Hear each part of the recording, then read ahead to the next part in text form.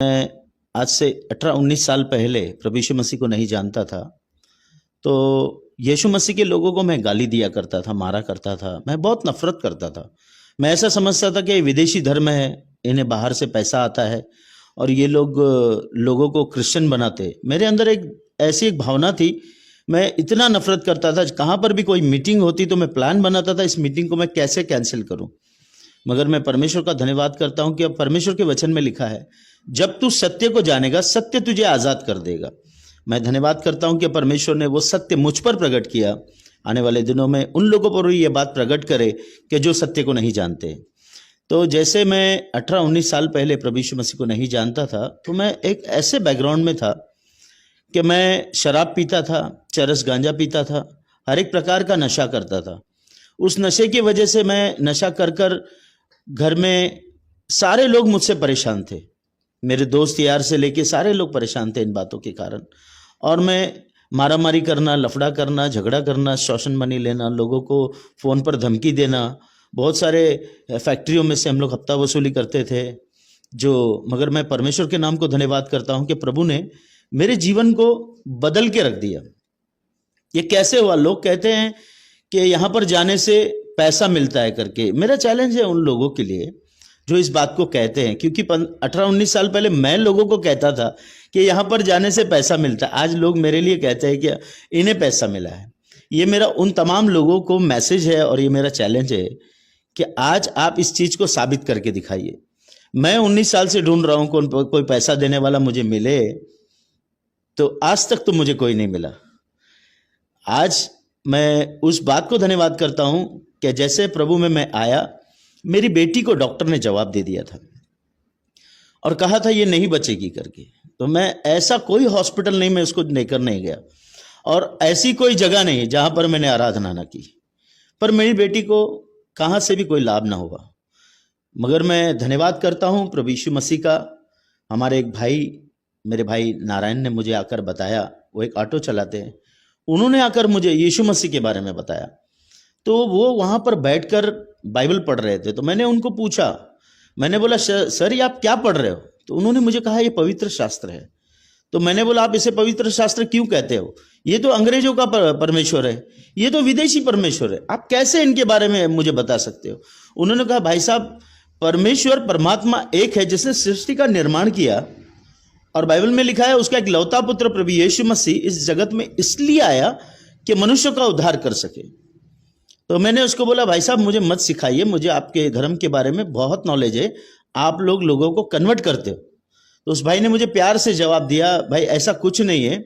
उसने एक मुझे बात कही, उनकी पत्नी कहीं टाइम से बेड पर थी, तो कुछ प्रभु के दासों को उन्होंने घर पर बुलाया और जैसे ही उनकी प्रार्थना हुई तो उन्होंने कहा हमारे घर में 4 महीने से हमने बाहर से खाना लाकर खाते थे। तो उन्होंने कहा वो जैसे ही प्रेयर हुआ, मेरी पत्नी ने उठकर उस दिन घर के अंदर चपाती बनाई। तो मुझे विश्वास नहीं है इस बात के ऊपर। मैंने बोला ये ऐसी कुछ तो बोल रहा है, झूठ बोल रहा है। तो उसने मुझे कहा एक बार आप प्रभु यीशु मसीह के भवन में आकर देखिए। तो मैं उस भाई का मैं धन्यवाद करता हूं, भाई नारायण का। उसने मुझे 6-7 बार कॉल किया, आप आइए, एक बार आइए, आपका जीवन बदल जाएगा। तो जब मैं वहां पर गया सत्संग के अंदर, जब यीशु मसीह का सत्संग चल रहा था, मैं वहां पर गया तो मैंने देखा काफी लोग, एक तरफ बहनें बैठी हैं सर पर पल्लो लेके, एक तरफ भाई बैठे हैं अपने परमेश्वर के भवन में। तो मैं देखकर हैरान हो गया सिंधियों को। मैंने बोला यार सिंधी लोग प्रभु यीशु मसीह के ऊपर कैसे विश्वास कर सकते हैं? क्योंकि सिंधी आदमी अगर 200 रुपए का मटका खरीदता है तो उसे ठोक कर चेक करता है कि ये कैसे है, अच्छा है कि नहीं। अगर बोलता लीकेज है तो मैं फिर से लेकर आऊंगा करके। इतना उनका इतने बुद्धिमान लोग, व्यक्ति लोग हैं वो। मैंने बोला वो कैसे विश्वास करेंगे यीशु मसीह पर? ये मेरे लिए बहुत बड़ा सवाल था। जैसे मैंने देखकर मैं गया, मेरे अंदर एक गुस्सा आया, मेरे अंदर एक नफरत आई। मैंने बोला हमारे बहुत सारे हिंदू भाई ईसाई बन रहे हैं, इसके ऊपर मुझे कुछ करना पड़ेगा। तो मेरे कुछ दोस्त थे, हम लोग ने आकर बैठे, हम लोगों ने एक प्लान बनाया, इनके चर्च को, ये जो सत्संग है इसको हम बंद कर देंगे।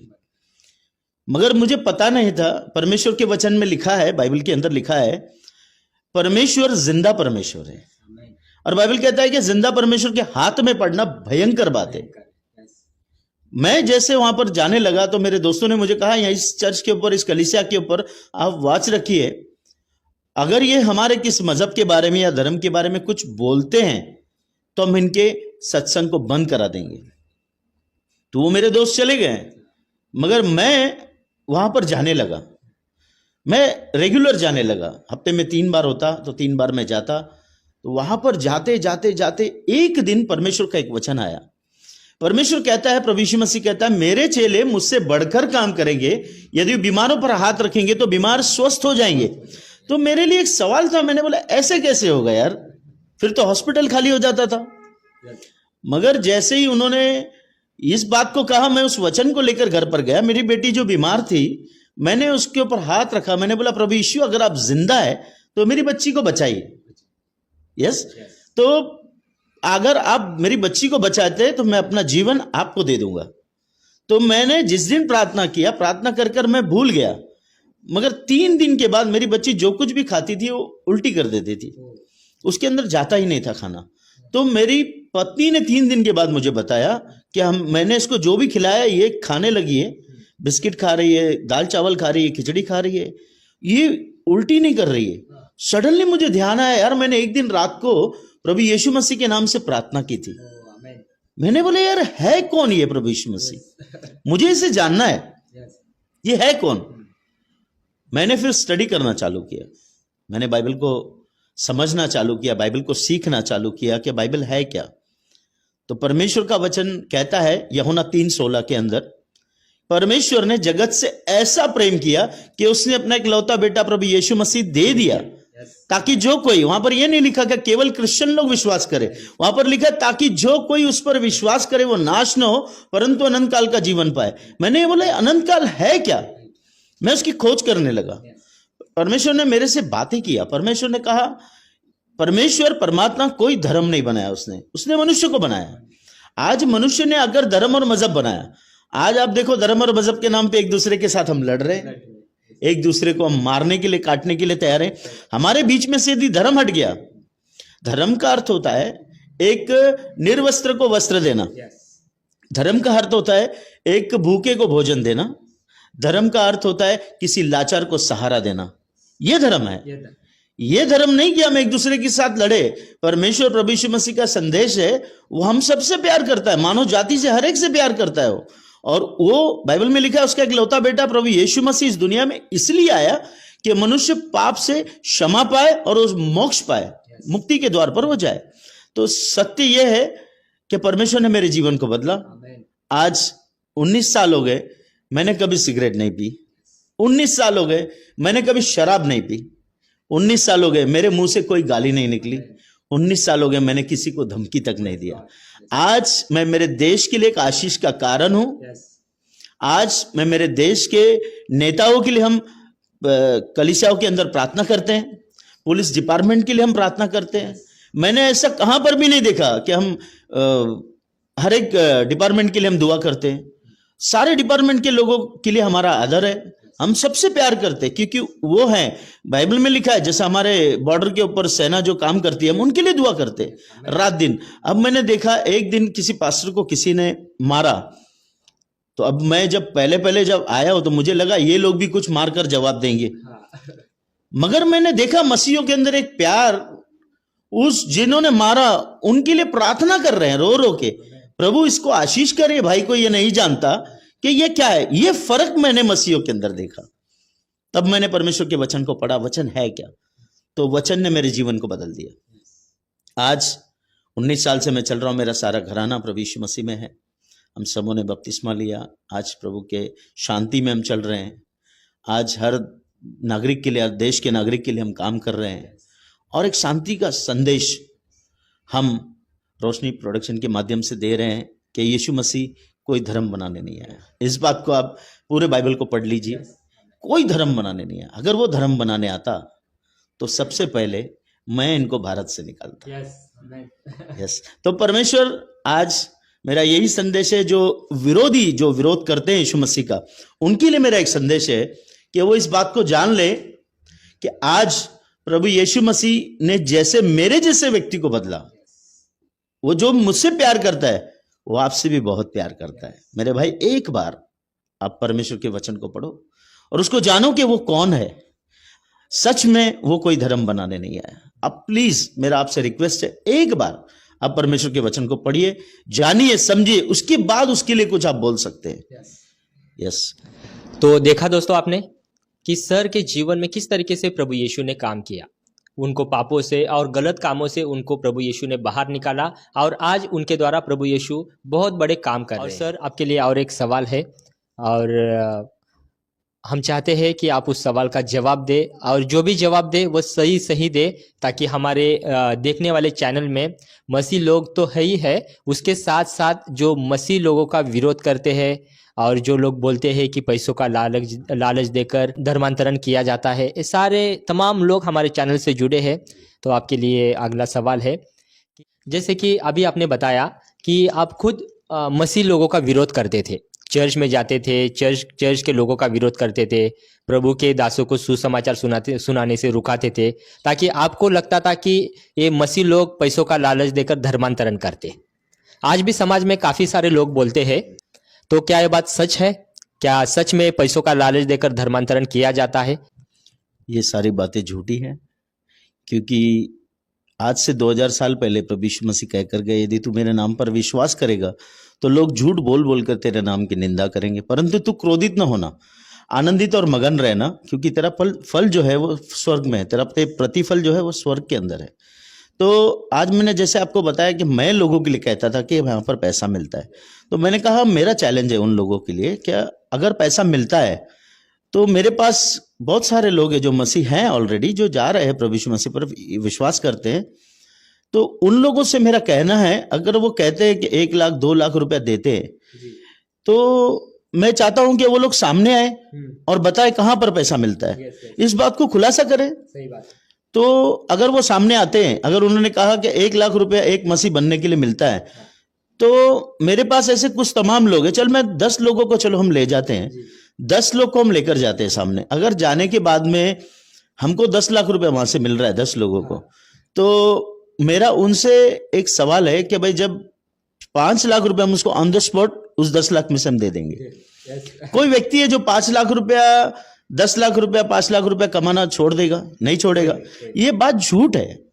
आज आप देखिए, अगर रास्ते पे हम खड़े होकर दाल चावल या कुछ भी हम किसी के लिए कोई बांटते हैं, या कोई गरीब आए खाए, एक अच्छा काम करने के लिए हम बांटते हैं भोजन, तो आप देखिए दाल चावल जब हम बांटते तो कितनी बड़ी लाइन लगती है। अगर हम दूसरे दिन वहां पर अनाउंसमेंट करें कि मैं सेकेंड डे पर यहाँ पर सीरा मालपुरा बांटूंगा, तो दुगनी लाइन लग जाएगी।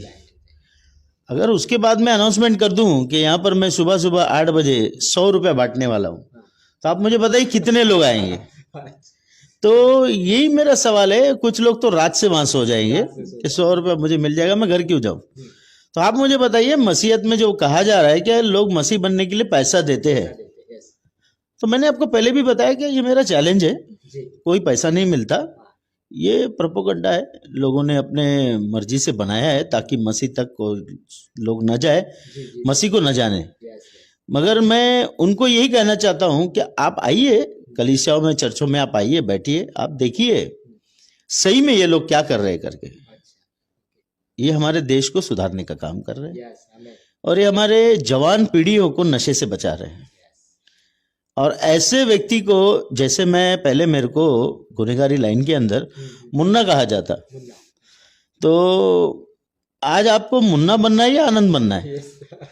तो परमेश्वर आपको बताना चाहता है कि ऐसे बहुत सारे लोग हैं जो आज गुनहगारी लाइन में हैं, गंदगी के अंदर हैं। ऐसे लोगों को बचाने के लिए परमेश्वर ने हम जैसे लोगों को चुना है।